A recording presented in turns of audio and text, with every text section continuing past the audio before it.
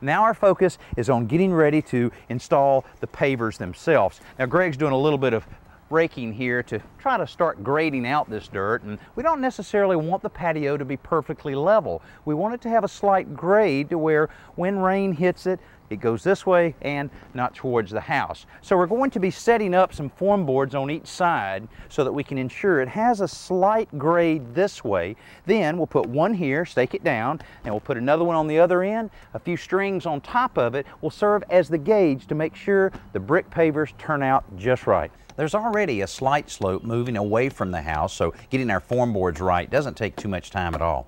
The strings go in place when we feel we're close enough to begin the detailed grading. The dirt inside the forms also has to be packed to prevent any settling that may occur later on.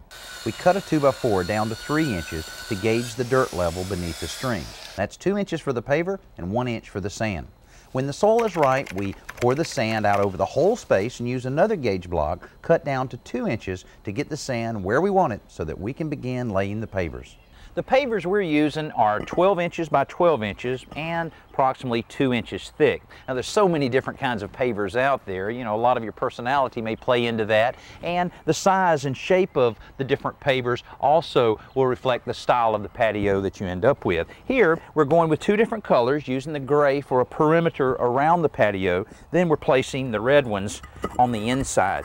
Now, it's very important to start off nice and straight when you're starting to put the pavers down. We have the brick wall to use on this side, and the wood forms also help us out on either end. And basically, you just keep putting them down and use a rubber mallet like this is perfect to bump them both tight and keep them nice and flush. After that, it's just one paver after the next.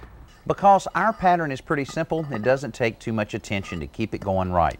However, it is important to pay attention to the level of each paver as it goes in, because adjustments are more easily made now than after all of the blocks are in place.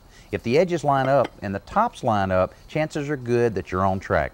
You'll also want to be careful not to pinch your fingers as you set these things in place. When we reach the outer edge, we cap the whole thing with another treated 2x4 and sweep sand into the crevices between the pavers.